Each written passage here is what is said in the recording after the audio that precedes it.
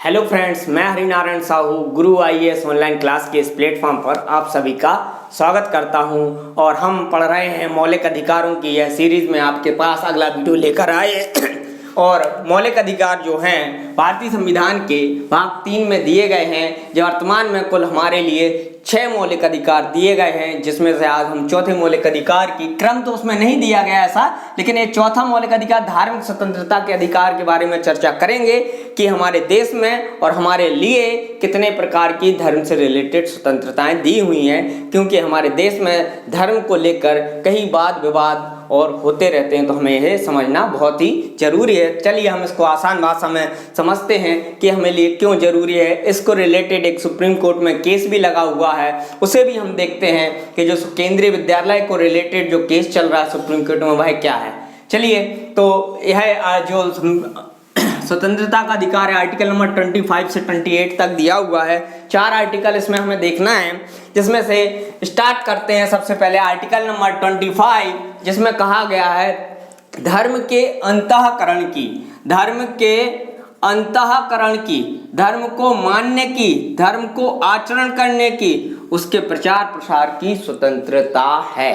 फिर से मैं बोल रहा हूं, किसी धर्म के अंतःकरण की, उसको मानने की, उसका आचरण करने की, उसका प्रचार प्रसार करने की स्वतंत्रता इस आर्टिकल में दी गई है।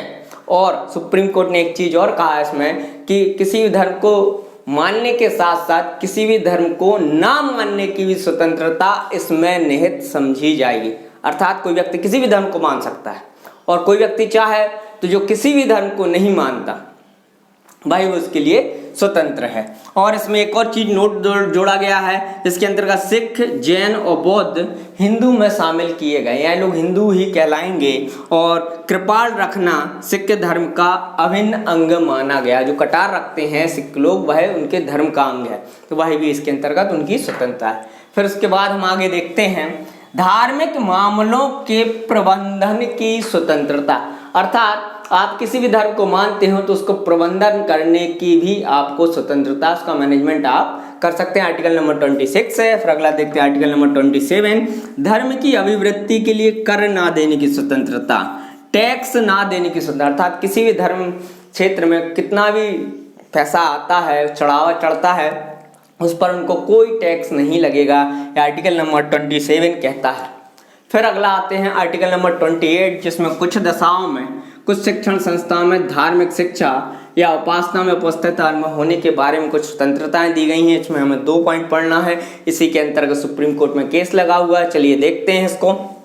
देखिए, राज्य निधि से पूर्णतः पोषित। राज्य निधि क्या होती है? राज्य का अर्थ होता है भारतीय संविधान में देश समझना, चाहे वो राज्य सरकार क्या भी उसके अंतर्गत आती है, केंद्र सरकार आती है और स्थानीय सरकार भी आती है। तो राज्य निधि से पूर्णतः पोषित किसी भी शिक्षण संस्थान में कोई धार्मिक शिक्षा नहीं दी जाएगी। राज्य द्वारा पोषित मतलब देश के या सरकारी पैसे से पोषित किसी भी शिक्षण संस्था में कोई भी धार्मिक शिक्षा नहीं दी जाएगी, यह कहा गया है। और इसमें एक और आर्टिकल, इसमें तीसरा इसका एक पार्ट, उसमें कहा गया है राज्य से मान्यता प्राप्त या राज्य निधि से सहायता ही प्राप्त हो रही होगी किसी भी शिक्षण संस्था में उपस्थित किसी व्यक्ति को यह बाध्य नहीं किया जाएगा उपासना के लिए या धर्म विशेष की शिक्षा अगर उसमें दी जाती है तो उसे बाध्य नहीं किया जाएगा।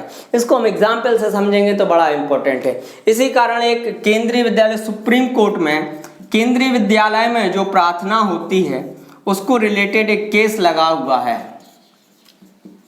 कि इस केंद्रीय विद्यालय में जो प्रार्थना होती है वह एक व्यक्ति हैं जौलपुर के विनायक साहे जी ने, उन्होंने लगाया है कि वह किसी धर्म को नहीं मानने वाले व्यक्ति, उन्होंने लगाया है कि जब यह आर्टिकल में बात कही गई है और जो केंद्रीय विद्यालय हैं वह गवर्नमेंट के फंड से पोषित होते हैं, तो उनमें जो अस्तोमा सदगम में प्रार्थना होती है और जो हाथ जोड़ कर प्रार्थना होती है, यह एक धर्म विशेष की प्रार्थना है, यह नहीं होना चाहिए। जबकि उस स्कूल में सभी प्रकार के सभी धर्मों के लोग पढ़ा करते हैं। तो यह मामला सुप्रीम कोर्ट में है, तो यह देखना होगा कि ये तो बात सत्य का वह राज्य निधि से पोषित है। अब सुप्रीम कोर्ट के यह देखना है कि यह हाथ जोड़ना और प्रार्थना में जो वर्डिंग आई है वह सही में सही है या गलत है। हालांकि सुप्रीम कोर्ट ने इसके लिए जो बेंच सुनवाई कर रही थी, उन्होंने को यह मामला बड़ा लगा तो उन्होंने यह अगली नेक्स्ट बेंच, बड़ी बेंच को यह मामला सौंप दिया है। वह बेंच गठित हो चुकी है, उस पर क्या निर्णय आता है और क्या बहस होती है आगे देखने वाला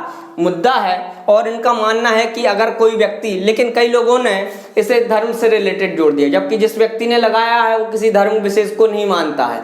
क्लियर है। उनका कहना है कि किसी भी धर्म का शिक्षा जब कहा गया है तो नहीं देना चाहिए धर्म विशेष की शिक्षा। कई लोगों ने उसे हिंदू मुस्लिम से लेकर देख लिया। तो आप लोगों से मेरी वैसे ही पहले ही उम्मीद है कि हिंदू मुस्लिम या राजनीतिक पार्टियां अपने मतलब के लिए करती हैं, तो आप लोग इससे दूर रहें कृपया और चीज़ों को संवैधानिक तौर पर से समझना शुरू करें। जब संविधान में यह बात कही गई है और आर्टिकल किसी भी धर्म को मानने और उसको ना मानने की भी स्वतंत्रता देता है, और आर्टिकल 28(3) कहता है कि अगर किसी राज्य द्वारा राज्य से मान्यता प्राप्त, राज्य निधि से सहायता प्राप्त किसी भी शिक्षण संस्थान में उपस्थित किसी व्यक्ति को उसके लिए बाध्य नहीं किया जाएगा। किसके लिए? धार्मिक शिक्षा या उपासना के लिए बाध्य नहीं कर सकते। इसके लिए एक बॉम्बे हाई कोर्ट का एक फैसला भी आया था, जहां उसके जो बच्चे थे, इसमें एक और लाइन आगे लिखी है कि अगर कोई वयस्क व्यक्ति है तो उसकी सहमति होगी तभी वह उपस्थित होगा, और अगर कोई अवयस्क व्यक्ति है तो उसके जो पेरेंट्स होंगे उसकी सहमति लेना जरूरी है। एक हाई कोर्ट का फैसला था, बॉम्बे हाई कोर्ट का, जिसमें एक व्यक्ति था, वो एक धर्म विशेष के या क्रिश्चियन स्कूल में अपने बच्चे को पढ़ाता था। वहाँ वो प्रार्थना वगैरह जो भी कराते थे, तो उन्होंने फॉर्म भरा और उसमें उन्होंने लिख दिया कि मैं किस धर्म का फॉर्म था, किस रिलीजन से, उसने कट किया, भरा नहीं। तो उनके स्कूल ने कहा आपको ये भरना पड़ेगा। तो उन्होंने कहा मैं किसी धर्म को नहीं मानता तो मैं क्यों भरूंगा। तब यह केस बॉम्बे हाई कोर्ट में लगा और उन्होंने यह रिलीफ दिया कि आप चाहो तो किसी भी धर्म को नहीं मान सकते हो, और आप उनके बच्चों को भी किसी भी प्रकार की प्रार्थना के लिए विवश नहीं कर सकते हो, क्योंकि उनके पेरेंट्स जब तक सहमति नहीं देते हैं जब तक वह नहीं होगा। तो ये था पूरा मामला, यह थी धार्मिक स्वतंत्रता का पूरा पक्ष। यह वीडियो अच्छा लगा हो तो दूसरों तक जरूर शेयर करें। धन्यवाद।